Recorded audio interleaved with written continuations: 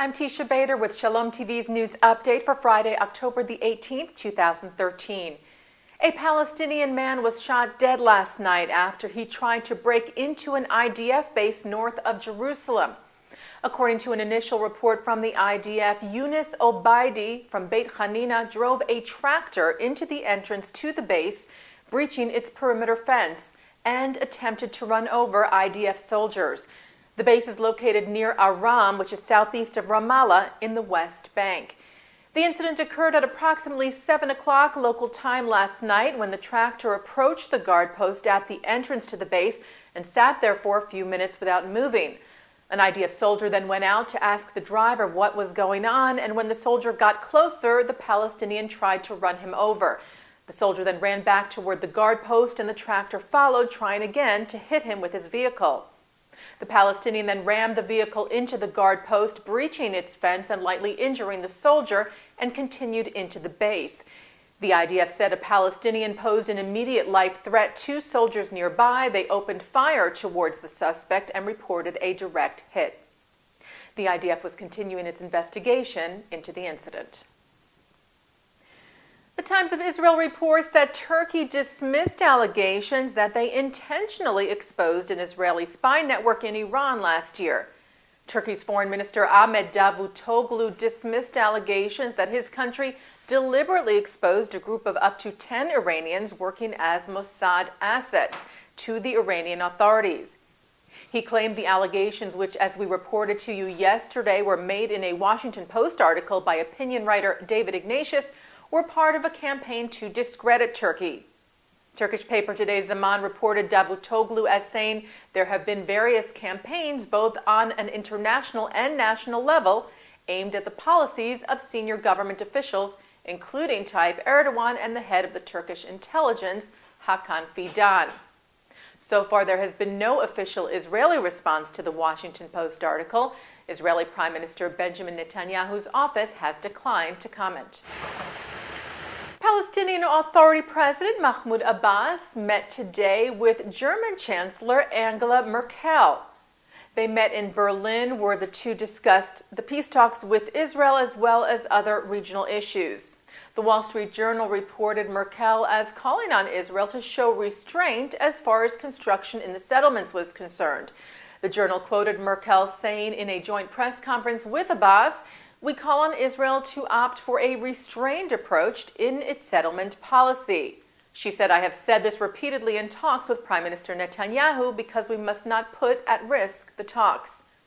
Abbas also spoke at the press conference where he stressed that the Palestinian side is earnestly trying to conduct peace talks with Israel despite settlement building. Abbas said we should accept this historic opportunity. We appeal to the Israeli side to seize this chance. The Jerusalem Post reports that Abbas spokesman Nabil Abu Radine said yesterday that peace with Israel is not possible unless a Palestinian state with full sovereignty is established in the pre-1967 lines with East Jerusalem as its capital. Radine rejected any Israeli plans to retain territory or maintain a security presence on any part of the West Bank or East Jerusalem after the establishment of an independent Palestinian state. In a recent speech made by Israeli Prime Minister Benjamin Netanyahu earlier this week, Netanyahu stressed that peace was only possible if Israel's security needs were met, and specifically mentioned Israel's security border in the Jordan Valley. Abu Radine specifically mentioned the Jordan Valley as well in his statements yesterday, which he made while traveling with Abbas in Rome, saying the PA would not accept even a single Israeli soldier anywhere over the Green Line. Abu Radine's comments came in response to unconfirmed reports in Israeli newspaper Ma'ariv that the Israelis and Palestinians have been talking about possible land swaps during current peace negotiations. The 70th anniversary of the Nazis' liquidation of the Jewish ghetto in the capital Vilnius will be marked this weekend in Lithuania. Established in September of 1941, the ghetto was liquidated at the end of September in 1943. During those years, 40,000 Jews were forced to live in the Vilna ghetto. Only a few hundred of them survived. World Jewish Congress President Ronald Lauder will attend the commemoration ceremony this weekend. He will also hold talks with Lithuania's Prime Minister Algirdas Butkevičius, as well as the Lithuanian Parliament Vice President and leadership of the Jewish community in Lithuania. Lauder also took the opportunity before his trip to commend Lithuania for the country's parliament's backing of a legislative amendment aimed at protecting the practice of ritual slaughter, or shechita, which affects both the Jewish and Muslim communities. Lauder said Lithuania's lawmakers deserve praise for moving to protect this important religious freedom. He said this sensible and progressive approach should be a model for neighboring countries examining this question.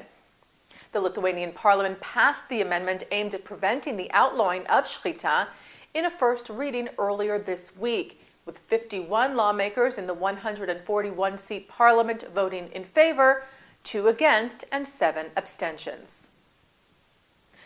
A mild earthquake hit northern Israel last night. The quake measured 3.5 on the Richter scale. No reports of injury or damage were reported. The Geophysical Institute of Israel said the quake's epicenter was in Lake Kinneret and was felt by residents in the area around 9:20 p.m. local time.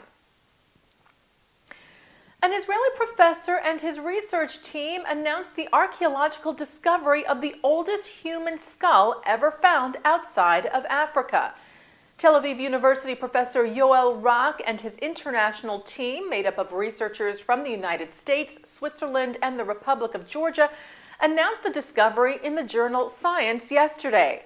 They found the skull in Georgia. It was nearly intact and said to be 1.8 million years old. Rak said the most important thing about the skull is actually that it bridges one of the gaps in the fossil record. The find is said to be an important link in the understanding of human evolution. And finally, tonight on Shalom TV, live Shabbat services from New York City Central Synagogue are coming up at 6 p.m., followed by the Shabbat Shirah concert featuring Jules Frankel and Steve Dropkin from the East Brunswick Jewish Center. That begins at 7:30. That's here on Shalom TV and ShalomTV.com. And that's Shalom TV's news update for Friday, October the 18th, 2013. I'm Teisha Bader. Shabbat Shalom.